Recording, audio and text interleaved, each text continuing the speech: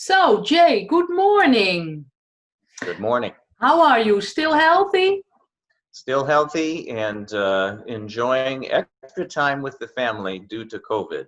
Yeah, okay.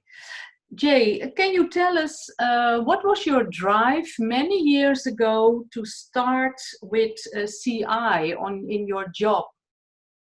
Well, I always share this story, Marijke, with groups that I'm presenting to. It really all started when I was a classroom teacher and not finding very much success.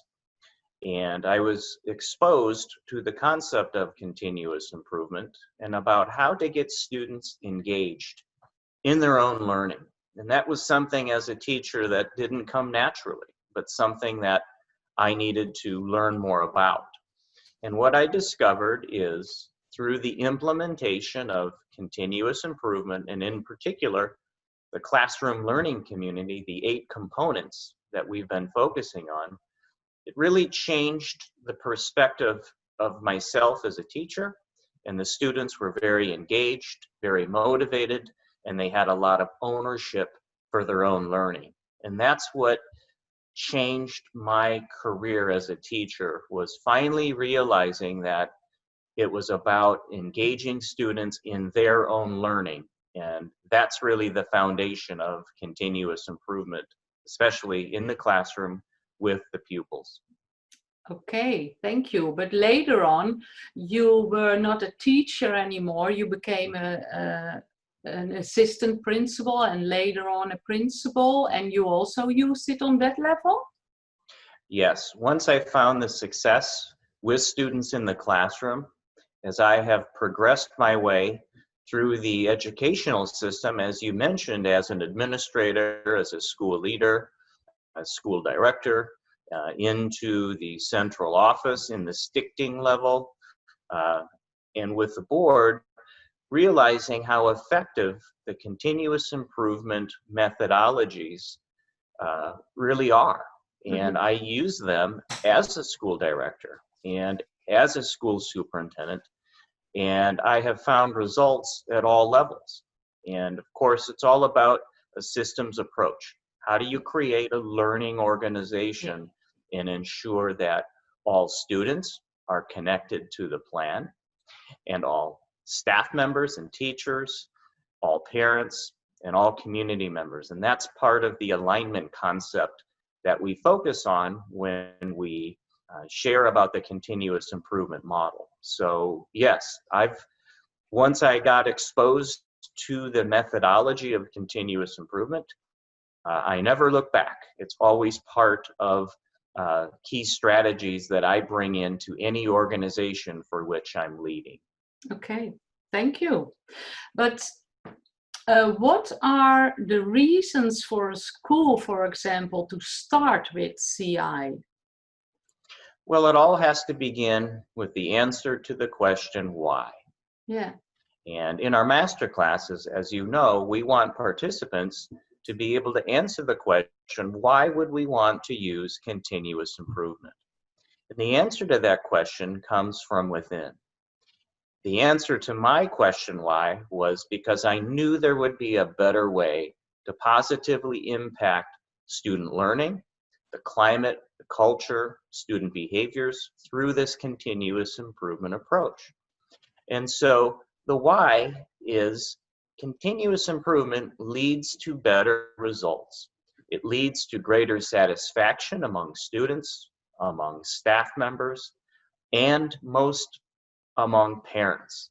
They really enjoy and appreciate the way that their students come home from school and are excited about learning again. And so the first question I would encourage all of our participants to ask is, why do I need to consider implementing continuous improvement in my own system? And most of the time, if we're honest with ourselves, it's because we know there is room for improvement. And that's Mhm. really what continuous improvement is all about. Mhm. Okay, thank you. And after a school has implemented CI, what are you seeing as a result in those schools? Well, schools that go down this journey of continuous improvement and they don't lose sight of what it is they're setting out to accomplish. In our master classes, we call it our point B. What do we aspire to be over 3 to 5 years? And we use that research based on John Cotter and others who studied organizations who found tremendous improvement in their climate, in their culture, and most importantly, in their results. And so what we expect to see with schools that embrace this model and stick with it for 3 to 5 years, we expect to see increased student achievement. And in fact, in all of the systems that I've been in and utilize this model, that's exactly what we have realized. And the schools that I work with are finding the same. But it doesn't happen in 1 year. And that's what we want participants of this process to know and understand. It's not a one-time event. It becomes a change in culture. Mm-hmm. And so schools that go down this journey, stick with it, don't let up, and involve everybody in that process can expect to see increased student achievement, increased satisfaction with students, with parents, with staff, and increased climate and culture where you transform your organization into something very powerful that you haven't been able to accomplish before without the quality, processes, and tools that we share in the continuous improvement model. Well, Jay, today I'm starting to tell the people who are here about how they can involve all the students and also all the teachers.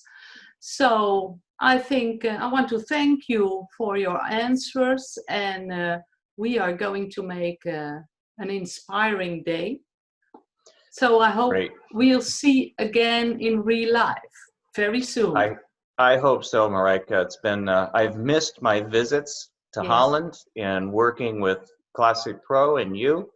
As you know, 22 visits has been a big part of my life over the last 10 years. And once we have the opportunity, I very much look forward to returning in person to the Netherlands and continuing our work together. So I wish success to all of the schools that you are working with, and look forward to hearing about results. Okay, I will do. See you soon in Zoom or in real life.